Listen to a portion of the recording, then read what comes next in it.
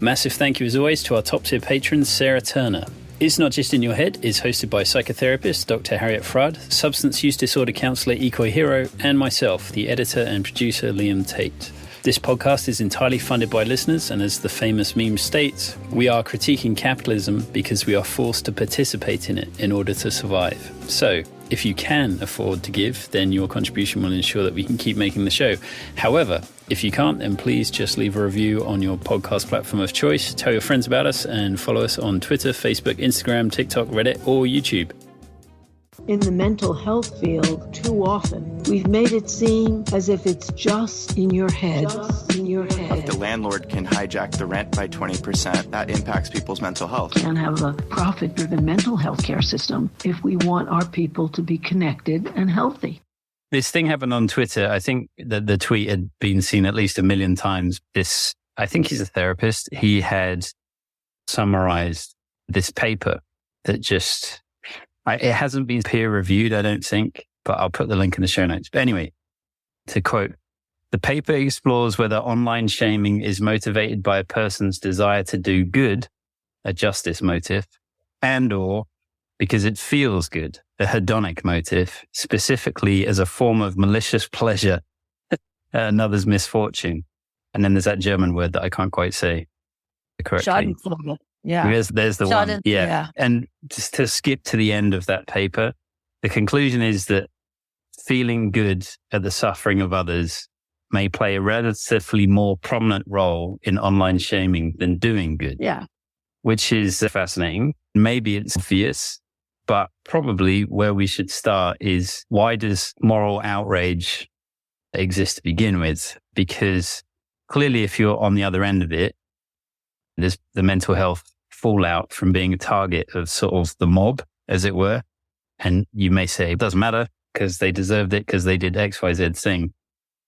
But shaming is a form of group cohesion, right? And social control. It's like a way of enforcing certain kind of behaviors. And there's a good quote there. Moral outrage is important in uniting people to act together to promote justice for disadvantaged or marginalized groups. So that all sounds, by and large, thumbs up positive, right? Like you can see how moral outrage is maybe a pro-social impulse, that you see something that you fundamentally disagree with and you're trying to make sure that maybe something doesn't fall apart that you value. But the twist, I guess, the dark part is that for all the keyboard warrior thing of standing up for causes, if actually what's going on behind the scenes is a kind of, maybe it's not perverse, but it's certainly a kind of enjoyment at seeing someone get their sort of just desserts, as it were. I'm wondering maybe how you think about this piece of news, about this paper. Is it something obvious that both of you, like with the clients you've worked with, and also we have to check ourselves here, right, as well, because on this podcast, the focus is on mental health and capitalism. So when there's critiques of, we had an episode where Jeff Bezos was a target of various things, or Jordan Peterson, or any of these kind of people. Yeah, that's actually a great example, the Jordan Peterson thing, because he had a great fall, essentially, didn't he? And that's one of the, obviously, the insights that they have in this thing is that it's very much related to someone's status. The tall poppy thing, that as someone ascends, there's a real pleasure in watching them fall. And I'm just wondering maybe, in terms of checking ourselves, are we misstepping in some of the things that we talk about? How do you guys think about these kind of perverse enjoyments that are actually the driving force behind seemingly socially progressive causes?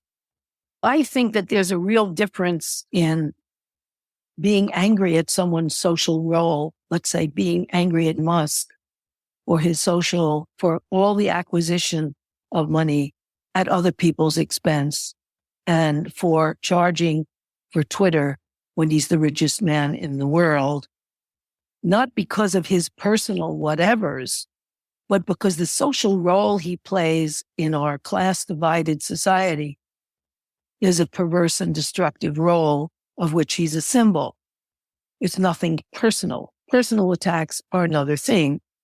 That's what Trump specializes in when he has an opponent, like calling DeSantis meatball, an anti-Italian. That I think that part of the rage that comes out in the United States against individuals in a destructive, shaming way, young people commit suicide sometimes by being pushed into shame and degradation, is because there is no movement, no healthy place for people to show that our empire is going and the discrepancy between the rich and poor is growing, and young people have nothing much to look forward to as our country deteriorates. We don't have a political voice, and it all goes into the personal. And I'd like to jump on that because they mention in this paper two different kinds of shaming, the stigmatizing shaming versus re-integrative shaming.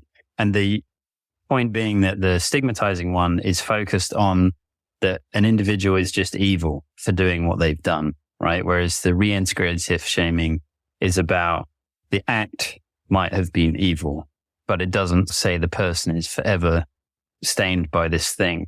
And that actually in the experiments that they did, and obviously these experiments are to some degree limited, but still worth talking about, that when the focus of comments that people were exposed to were weighted towards the reintegrative shaming, there tended to be less of a pile on, right? Because it's that sort of amplifier effect of the group that you're in or with or identify with. So there is obviously a way out of creating an environment which festers, as it were. But yeah, Harriet and Ikoi, I don't know. Sorry, I interrupted that. That's fine. Ikoi has a reaction too, which we need to hear. I think part of it's a displacement like Harriet talked about, where there is a lot less opportunity. And it's not just like the lack of organizations and the lack of kind of like real ability to exert some kind of productive change is absolutely limited. But it's also the conditions of people having to work multiple jobs to make ends meet. And the cost of childcare in this country is egregious. It's almost like another mortgage or another rent. And so many just conditions being that everyone is scraping to get by in so many ways. And I think that kind of builds up a sense of isolation in people. Frustration. Yeah. Yeah, frustration, isolation, because we talk about like there's been the big focus on like loneliness. The useless Surgeon General Vivek Murthy has loneliness is a serious and important issue, but there is this major element to like, you have to be able to have some kind of energy to socialize. Yeah. Building a community is something that requires time and energy. That is your personal social circle or anything else. And that's something that we lack in major ways in this society. And I think all those things contribute to, when time is limited, when energy is limited, some of the lesser instincts do tend to take over. And they do tend to become like, people are going for the more bang for the buck, because there is nothing necessarily, I think some of the negative things like Schadenfreude, right? Like in moderation, they can be very good. Yeah. I think a lot of reality TV is based off that. Like it's entertaining to watch people get it's like the whole phrase that goes around on the internet, like fuck around and find out. It's a bit like that. There's that famous haha yes meme that was from The Onion. There's a black and white cartoon of a guy staring through the window, just relishing people's suffering. And I thought actually that would have been a great picture to summarize what this paper's talking about. But in this paper, they mention the John Ronson book. You say you've been publicly shamed. There's a quote, participants mention being driven by a desire to do good. Therefore, one possibility is that people engage in online shaming because they're motivated to restore a sense of justice, following their perception that an important moral value or standard has been violated. but this is that idea of confabulation and self-flattery, right? The quote is, people may experience Schadenfreude. They experience that first before using claims about deservingness as a way of justifying one's experience of malicious pleasure. So this idea of someone deserving something played a big factor in them figuring this out. But to my mind, that was really interesting, that we have a narrative for ourselves to make it okay that we enjoy something that's maybe a bit less savory, if you like. I think some people feel superior when they watch other people's suffering instead of their own, because at least they're not doing whatever it is that the disgraced person is doing. But I also think we have to appreciate what Ikoi said, which is terribly important, which is that people in the United States, over 44% are poor and struggling and go from emergency to emergency. It's not paycheck to a paycheck. It's emergency to emergency. And they are terrified and they feel unprotected, and they're fighting back in this socially unconstructive way. They're fighting back at their own sense of being embarrassed, because poverty is a crime in the United States. Our mayor in New York just he vetoed the housing vouchers and arrests homeless people and has raised the allowable rents even in public housing. And so more and more people are on the street, so that there is this upset that people feel. And this is a very socially unprotected and way of venting without a movement and without hope. It becomes individualized and terribly destructive. One aspect of a lot of moral outrage is that it is something that doesn't require a lot of effort. It is a very easy, low energy cost kind of way to vent out your frustrations. And I think also, generally speaking, because poverty and having to scrape by for a long time to survive is, ultimately, it is a really anxiety and trauma inducing life. Yes. And there is this pervasive kind of idea that suffering makes people more moral, and it often makes people not necessarily moral or more immoral, but like more emotionally volatile. Yes, indeed. And cruel. Right. And that's part of that emotional volatility, because things like empathy and listening and understanding, they take a physical toll. They take an energy toll. When you're your own emotional vulnerability, and people avoid that. I see that very clearly in my late mother-in-law, who was a Holocaust survivor, who kept that Holocaust going. She learned survival was her only interest, which I think a lot of people in the United States are desperate to just survive. And any empathy along the way is a weakness that can't be tolerated. And so they don't. And that's a very dangerous thing in a society. In the book, The Spirit Level, they go over all the things that make a society deteriorate or generate. And one of them is that level of financial and the struggle to just survive, with that being the greatest good. And so that you can't afford sweetness in that environment. And I saw that among other Holocaust survivors too, that the greatest good is your own survival at no matter what cost. And you can generate cruelty at anyone else's vulnerability in order to feel like the strong one, because you're weak and frightened. Another aspect to this in the paper, at least if I'm interpreting it right, was that genuine concerns for justice actually resulted in less total shaming, right? Yeah. So the way that they do this thing is that they have this sort of pseudo news article, and this event happens, and there's comments below it, and they've set this whole experiment up. You can read it. I'll put the link in the show notes.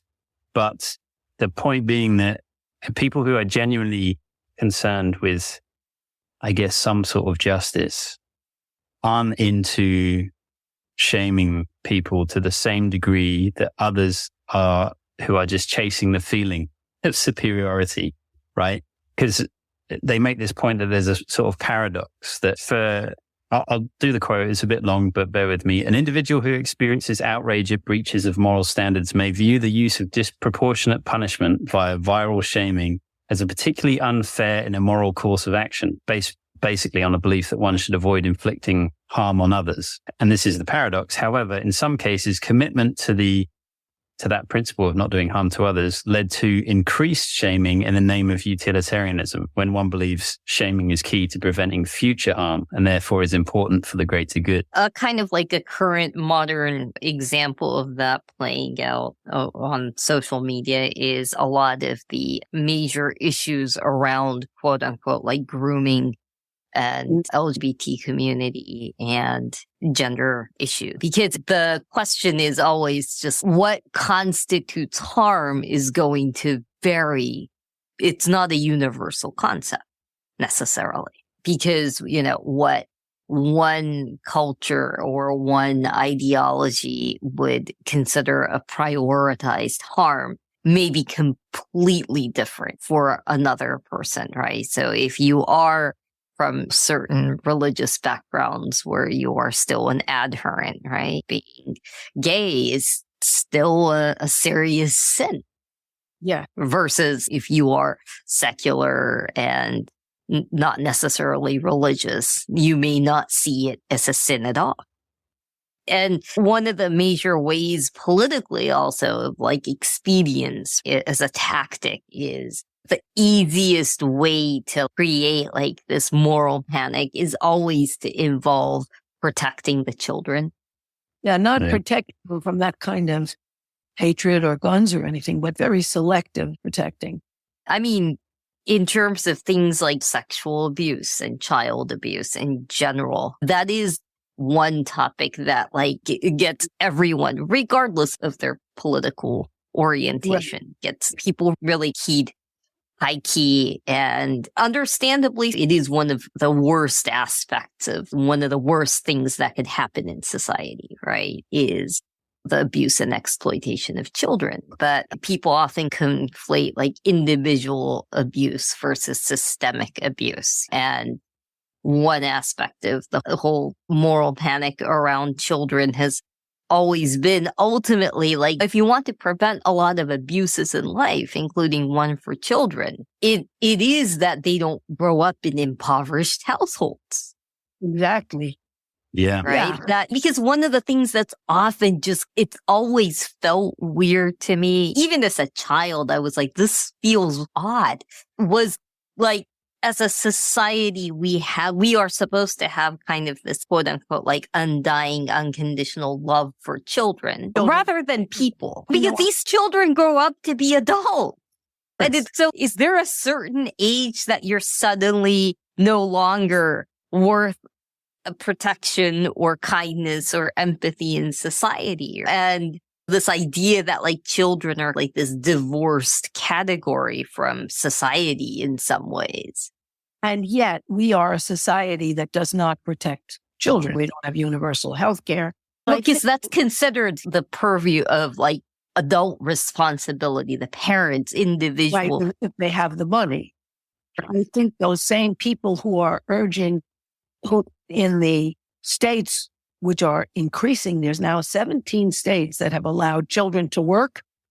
Right. And work dirty, hard jobs, and the exploitation of immigrant children in slaughterhouses and elsewhere, where they're at 13 or 14, they're cleaning up the blood and guts on the slaughterhouse floors at night, that those same people trying to protect the children from a drag show story hour or pushing for the super exploitation of children. Because I think what happens in a society in trouble as America is that people either have, which we don't, a social movement that captures them, or they go berserk into these various areas. And as American capital is wanting more and more profit by exploiting more and more people, and as labor begins to fight back with unions but doesn't have a political voice, we have two capitalist parties with different tendencies and no choice between capitalism and a socialism or social democratic platform. People are unprotected and they feel angry. And there's a lot of push in every fascistic society from the Nazi German on to put the blame on groups that are designated as victims. Scapegoating. Yeah. Of course. So you can invoke children out of one side of your mouth by keeping them out of drag story hours while you want them to work in your slaughterhouse all night. That there is the cynical use of children while you neglect them terribly and vote against universal daycare or after school programs. Or basic education. I think Iowa is now banning HIV education in schools. Yeah. And all states, there is no state that teaches social, responsible, relational birth control. Birth control based on when you have a relationship, how you regard your partner. No. We have only 17 states that even have anatomically correct birth control information in sex education. And so you deny people terribly and then blame them for the damage it costs. But that's what happens in a polarizing society that needs people to blame for its disintegration, because it doesn't want to face the people who are, and the forces, not the individuals, but the social class forces that are responsible for this. And so there is terrible scapegoating. So yes, so on the idea of scapegoating or people to blame, I'm wondering what you do with this insight that this paper's pushing for. There's something interesting, right? The fundamental attribution error, which wasn't mentioned in the paper, but seems to get quite a bit of traction online. It's the idea that if you make a mistake, if you screw up or whatever in your job, that you understand the context of your life. Maybe you didn't get enough sleep, maybe you're hungry, et cetera, et cetera. But then other people, when they screw up, clearly they're just idiots, right? So at its most basic, it's like giving yourself the benefit of the doubt, understanding context, and not giving that same benefit to other people. It's probably bigger than that, but that's the definition I have in my head. And I thought that had a lot of parallels with this idea of the stigmatizing shaming versus the re-integrative shaming, right, which is just recognizing that we all can make mistakes and blah, blah, blah, blah, blah. I think society, especially American society, likes to think of people like the mythology of Zeus and Athena, where like people pop out of Zeus's forehead fully formed. And we have this incredible solid sense of like agency and decision making versus understanding that human life and social life is somewhat kind of fragile in some ways. It can be that we are physically and socially and environmentally mediated creatures, right? That we are not like this fortress of agency. That's a good phrase. Fortress of agency. I like that. Exactly. And also that we're socially constituted instead of your image of Ikoi, of Zeus and Athena, instead of coming full formed. No, we're socially constituted. It's the idea that where your society fails you, everything is supposed to be individual responsibility. You made the wrong decisions. Why? Is not part. And it's interesting that even the National Institutes of Mental Health, which of course don't have the advertising budgets of the drug companies or others, say that the problem with the psych field and the problem with dispensing on a mass scale of pills is that it doesn't look at the etiology, the means by which people came to their mental problems. Right. To a certain degree, this is also like just true of how we treat problems, even medical problems in many ways, is just let's get rid of the symptoms. We don't really care about the cause. And everything is running on an expedience model. And that does have these social costs of if you have an entire society that is running on expedience, you really can't blame individuals for acting in that way because that is a social value. That is really profound. It's the reason that at the Amazon warehouses, they have free pain meds, not because they feel for people. They want them to keep working. So they numb themselves as the same analogy with a lot of psych drugs. that don't ever solve whatever problem led you to the situation you're in, but take away the symptoms and make you more comfortably numb. I'm wondering about this idea of enjoyment, this concept of that a transgression, that we have transgressive enjoyments, right? Yeah. So I was thinking, is it about just admitting this to ourselves and then somehow things get better? Or is it actually more important, not just to be aware of it, but just say like, why did I enjoy that? Why did I enjoy the pile on? And examining your own sadism, right? Because I assume historically something like the witch burning stuff, there must have been a huge amount of pleasure certain individuals were getting from that activity of finding the baddies. Yeah. And burning that in yourself is heretical by projecting it outside. They're the bad ones. We're the good ones. Projecting the bad onto someone else and then hating them for it and burning them at the stake. Presumably it offers no solution to actually what's driving you, right? Okay, you've just killed another human being by burning them at the stake, and like the desire to do it again would manifest because guess what? You never solved, you never really addressed the issue that you had, which is that what's the root of your sadism? Sadism to a certain degree is really encouraged in this society. I don't think you can have a warlike society without a huge heaping of sadism. Like in the Ukraine, where we're leveling that society, or we're fighting to the last Ukrainian there and financing it. And in all the wars, the shock and awe of all these bombings in Iraq, where millions of people died, or the dropping jelly gasoline and burning villages and children, you have to just numb yourself out and see it as collateral damage. And I think the same thing goes with venting online. It's all collateral damage. It's not a person like you. Right. To blow up in empathy. Very important. It's important to condemning the poor. In New York City, our mayor is criticized roundly for criminalizing the poor and seeing them as somehow individually responsible for being poor or for having to leave their countries, which nobody would like to do since you leave your language, you leave your family, you leave everything. But as these are not human, they're other. And people have a way of othering other people and being able to therefore turn a blind heart to their suffering. Yeah, so it's not necessarily about checking in with your own sadism. It's what is in my environment that is fostering my sadistic tendencies? Because presumably, depending on the environment you're in, they're either going to increase or decrease. That's right.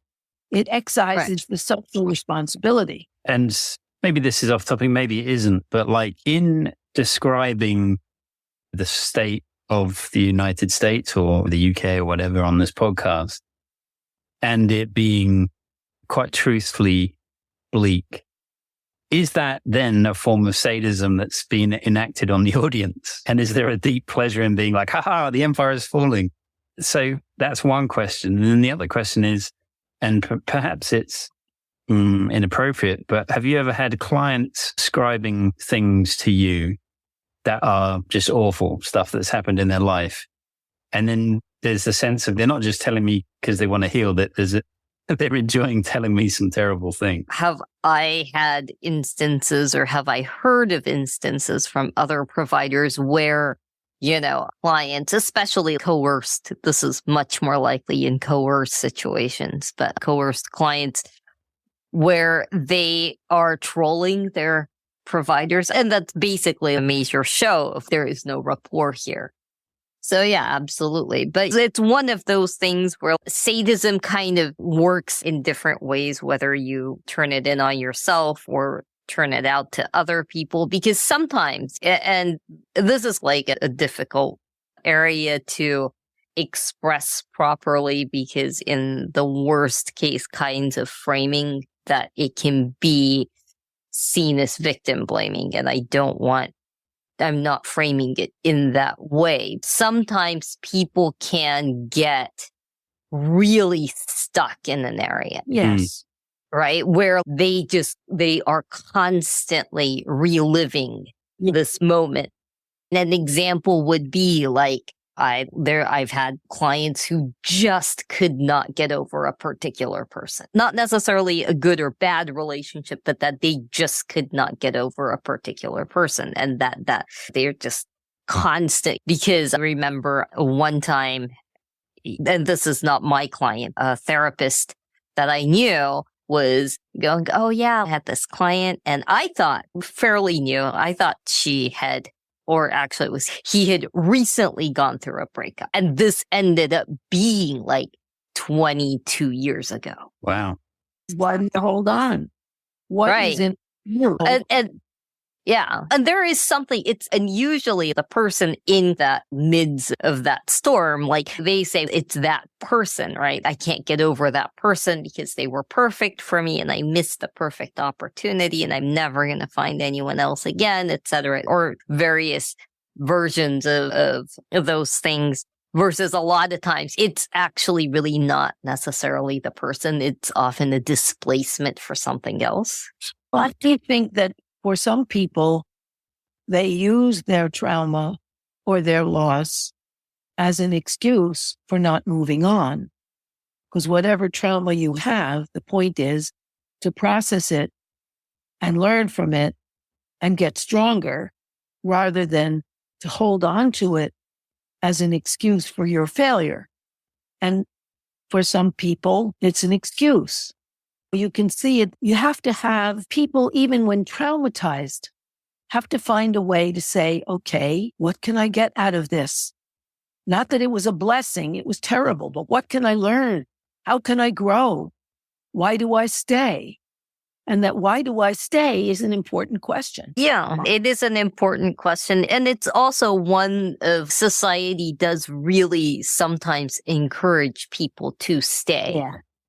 Because there is nothing society loves more than lurid confessions. Exactly. Ugh. And so again, like I don't blame people for being stuck a lot of times because very rarely are people getting good support and good feedback for them to be able to get out of these situations. It's not the society is full of great feedback and great responses, and people are just like blindly ignoring every good thing and just stubbornly hanging on to. And that's not necessarily true. It's that people have a very hard time accessing good feedback because that's one aspect of going back to the re-integrative kind of shame, right? That is really hard to do without trust. Right. And trust needs to be built up. Right. And it's so evident. I remember when I was in graduate school at Columbia, I got horribly attacked by some guy with a knife and a stocking over his face. And somehow they found out about it. And they called me into the office and they said, why didn't you drop out? And I said, because I realized I'm a bourgeois girl. I didn't know how to fight back. I learned how to fight and I'm still learning. I became a karate expert. And I'm still working on it. It's what you do with the trauma. It isn't the trauma itself. People get stuck in the trauma rather than how you deal with it. Because it isn't what people are given. It's how they deal with it across the board. There are ways of dealing with things that don't make you a stuck victim. But yeah, that's a huge part of, I think, how you grew up. And ultimately, you have to feel like you're an empowered and capable person to get past a lot of things. And that is something that society is really loath to develop. Yeah. That people feel empowered and people feel capable and people feel a real potential for growth is not a pervasive thing. It's the whole right? It's the whole farce of meritocracy of our society is that we say on one side of our mouth, you work hard, you do well, you get rewarded. And the reality being that that's not true.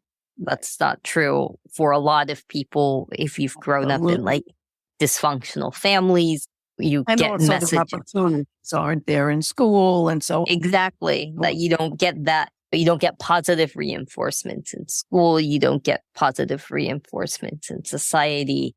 And that kind of all snowballs into when you come to a major hurdle, right? That if you ultimately, if you have this huge hurdle that you're supposed to jump, right? And you feel like you have no legs or arms. Yeah, then it's hard. Then you're just going to understandably be like, I guess I'm not jumping this hurdle.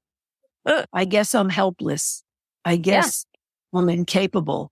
And if you read about the things that help people, I'm reading Kristen Godsey's excellent book. We had Kristen Godsey on. She has her new book, Everyday Utopia. She talks about at some point how she didn't have the money for the SAT exam and her teacher gave it to her. And her teacher gave her the money to apply to schools so she could go and get her scholarship. That someone had to care. So you see that over and over again. Somebody has to say you're worth it. And for too many people, there is no one. Yeah. Yeah, that's it. Exactly. I guess just to go back to an earlier point then, maybe this is navel gazing, and I can cut it out. But say, for example, in what you just said, Ikoi, about like where you burst the myth of meritocracy, probably listeners to this podcast aren't signed up to meritocracy with Christmas in their eyes being like, yes, it's true. But is sort of saying something like that, hey, guess what? Work hard, still doesn't work out. Is that an act of sadism upon the audience? I'm not saying that if you work hard, it's not going to work out. I'm just saying that for things to work out, it may be more than just your effort involved. That you have to look for other supports.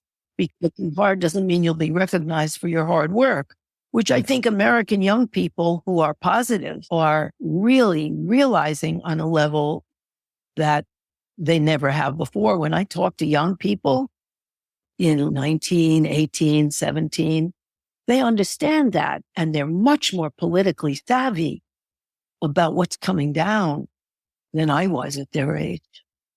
Because you can deal with it with a level of kind of shared knowledge, but also hope. I was impressed that in my neighborhood, junior high, Lower East Side Middle School, junior high school girls and some boys walked out at 9:00 in the morning because the boys were sexually harassing girls, and the school only dealt with it on an individual and not a school-wide basis. So they called the press and walked out at 9 a.m. in middle school. Well, 12, 13-year-olds. That there's a level of consciousness, things that are bad have to be addressed. And I think that's all those high school kids coming out against guns. The Parkland people who organized it. Not that it was successful yet, but there were people on every street corner in New York City with holding up the signs of adolescents killed in high school and asking people to do something about guns, which was amazing. Do you think there is a positive form of this kind of dark enjoyment, the German word / sadism in gen? Do you think there is a positive form of it? No. What do you think, Ikoi? I used to have this term Schadenfreude delicious to describe. And again, it's one of those things where like everything that I am for, everything in moderation. Right. Because sometimes I'll be like looking through the news or whatever. And it's just, this pastor who's been like sexually abusing and harassing all his trusting flock got arrested. Right? Yeah. Like in that moment, do I have this kind of like warm, fuzzy feeling? Yeah. It's tempered, right? Because at the same time, it's also just, oh man, he's going to go to prison and just get worse. And if he gets out, he's probably going to even be worse for the wearer and not have any of these issues that caused all these behaviors addressed. I do have a sense of a braking mechanism for that warm, fuzzy feeling. But in that moment, when I get that warm, fuzzy feeling, I'm going to fucking take it. Of course. Really, to be honest, I do too. I remember reading in, I think it was Beethoven's story of women. He was talking about religion being damaging, and he talked about the missionaries arriving in an island to civilize them. And they ate them after they arrived. They ate those missionaries. And I did get a moment of, oh, no wonder that they were going to solve cannibalism a little naively.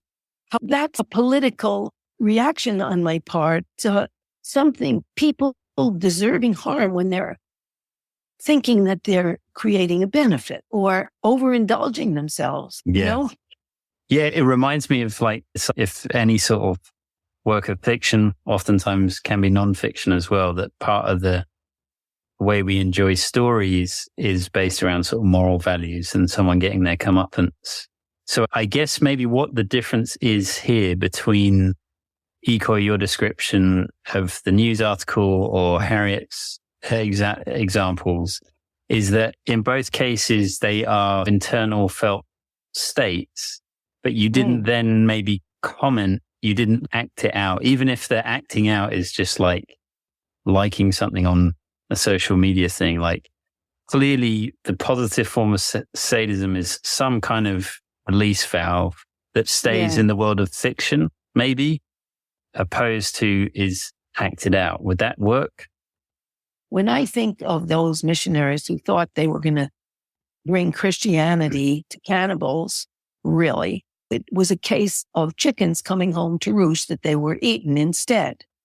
But I don't think I get a sadistic thrill out of it. I think I get a sense of justice, even with retribution sometimes. Yeah, and I think the paper is making the point that those two things are separate things and they are at play. There's this sort of sense of moral outrage and this sense of someone's going to get what they deserve, but that is running alongside parallel the sort of sadistic tendency.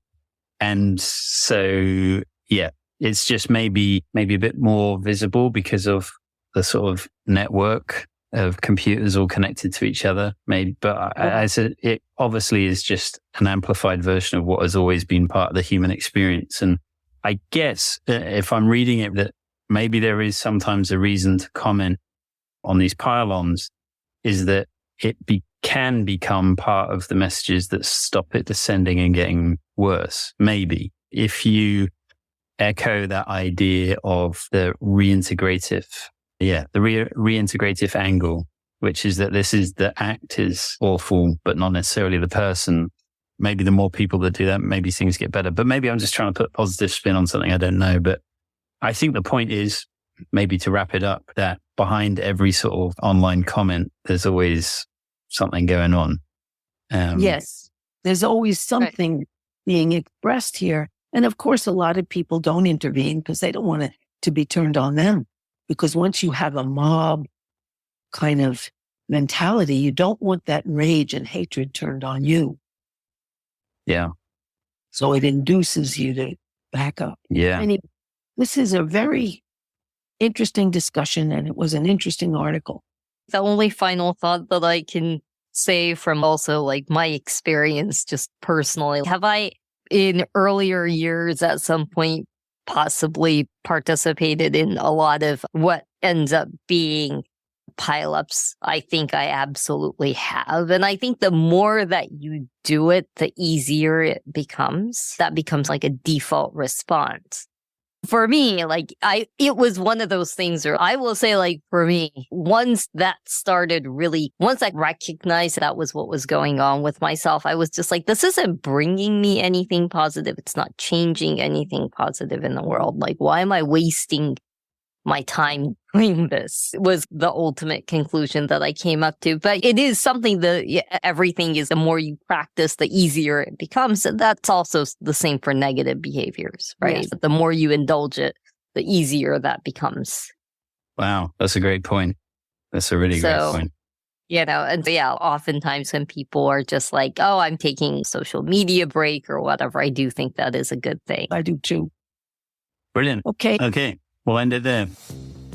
Massive thank you as always to our VIP patrons: Rebecca Johns, Bruce Rogers Vaughan, Alexander Lashley, Sheena Belmas, Seamus O'Connell, Alex Placito, Alexandra McCormick, Wig Shaker, Elizabeth McKechnie, J. Daniel Richer, Fontaine, Hartley Wilmoth, and Sean Venado. By the way, listeners, if you have enjoyed anything you've heard Harriet say in this program, you will definitely enjoy Capitalism Hits Home, which is a solo program that Harriet does through Democracy at Work, which is a worker-owned cooperative that produces other great programs such as Economic Update with Richard Wolff and the Anti-Capitalist Chronicles with David Harvey. I can't recommend enough that everyone also listen to Capitalism Hits Home if you enjoy It's Not Just in Your Head. And if you want to hear even more from Harriet, check out her radio show, Interpersonal Update, on WBAI and in the WBAI archives.